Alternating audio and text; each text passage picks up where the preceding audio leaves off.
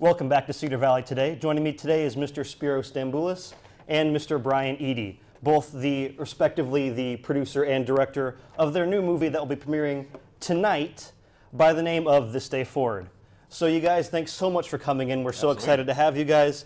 This movie is super central to kind of what our show is all about here, Cedar Valley Today. Since you guys kind of had this movie filmed and took place in the Cedar Valley itself, just thanks so much for coming in and sitting down and talking to me. Thank you. Love it.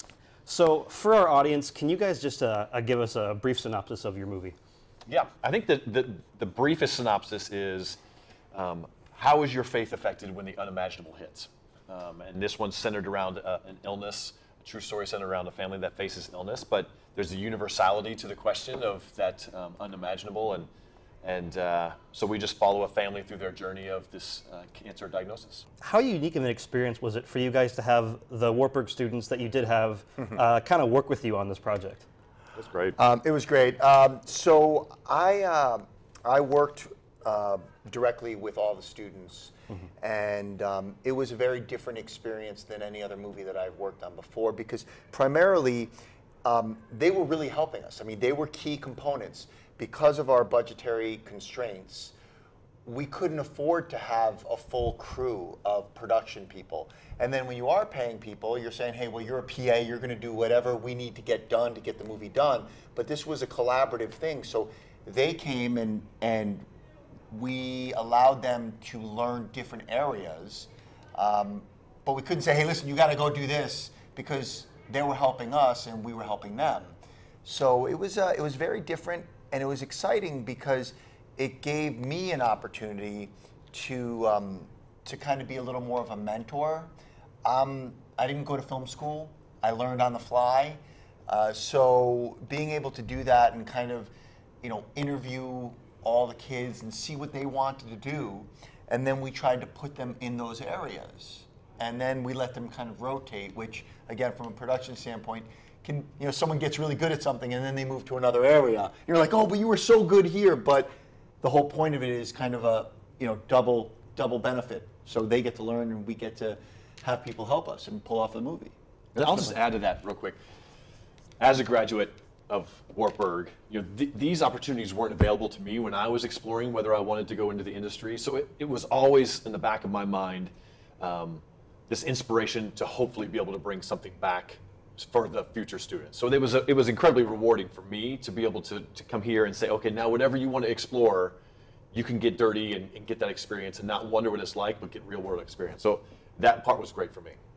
And like you said, this story features Mike and Jennifer Jensen are your main characters, both alumni from Wartburg. Was it challenging to kind of take their real life experiences and transfer that onto the screen? It was brutal. It was terrible. I mean, so I went to college with Mike and Jen, so I graduated from Wartburg in 1996 as well, and have been able to follow their journey over the last 20 some odd years over Facebook from afar, and was just inspired by how he was able to get back up each week as a worship leader at a large church while facing this kind of a challenge. So when we met with them, they were incredibly honest and open about what their journey has been. And we were really intentional about incorporating as many true elements of their life, their home, Waverly, Wartburg, all those kind of resources. All the good stuff, all the challenges, having a family. Authentic. Very real. To keep it authentic. It was a huge challenge, but a rewarding one. What was kind of the baseline in the beginning of where you thought, these people's stories would make a great movie? Well, it started... So the movie was produced ultimately by our church, my church in Beverly Hills, All Saints Episcopal Church. And we had made a short film a year ago and decided that we wanted to take on a larger project and do a feature film. And so as we were exploring what that story might be, there was a turn in the Jensen story that I had seen on Facebook. And so I pitched it to the group and I said, I think that this is the story that's the perfect kind of storyline for us. And so I reached out to Jen to see if she would be open to sharing it, and it kind of unfolded from there. Yeah, it's one of those things as well, though. Although it's about their family and what they're dealing with in cancer, it's really not. It's more general, because what it is anybody that's had some kind of difficulty, like Brian said, any challenge, a loss of a loved one, a loss of a job or a home or something unimaginable. How do you deal with it? And then how do you deal with it and get up every day and still remain positive and faithful to your God and to your community? So it's pretty powerful. All right, and this next question is just going to be, what were your guys' favorite experiences working on this movie?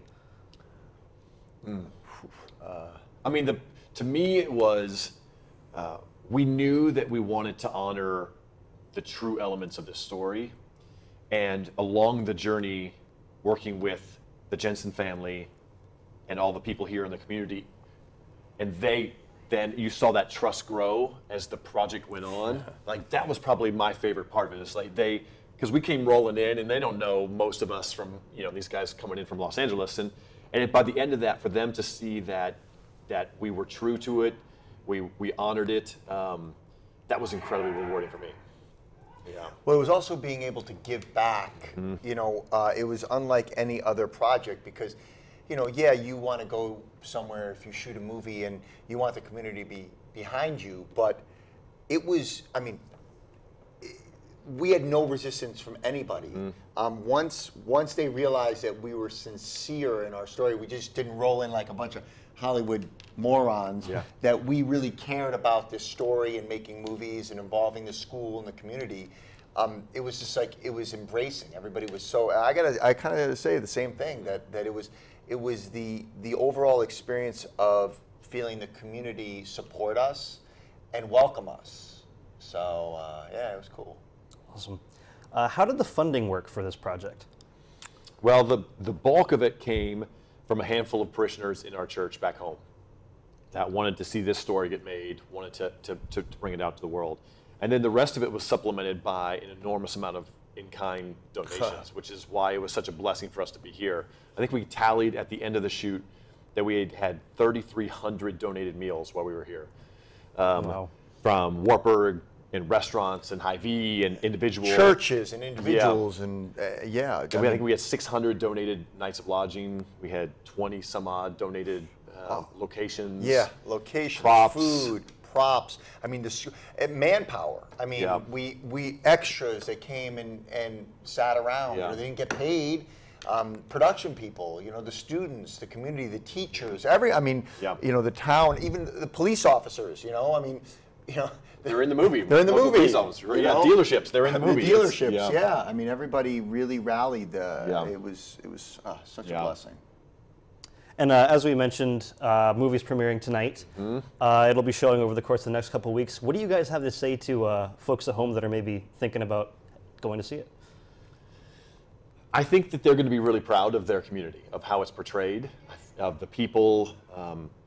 It's a celebration of this rallying around this family that has needed this kind of support, and this family that's also given a lot to the community. And I think that to come see, they'll see their churches. Brian Miller at the Baptist Church was fantastic. I think they'll just come and see. They're like, oh, I know that place. I know that place. I was there. I sat in the pew for this scene, and it's a celebration. Well, plus it's also one of those things that, because it is such a heavy, true story, that you might come out and go, oh my God, it's really depressing.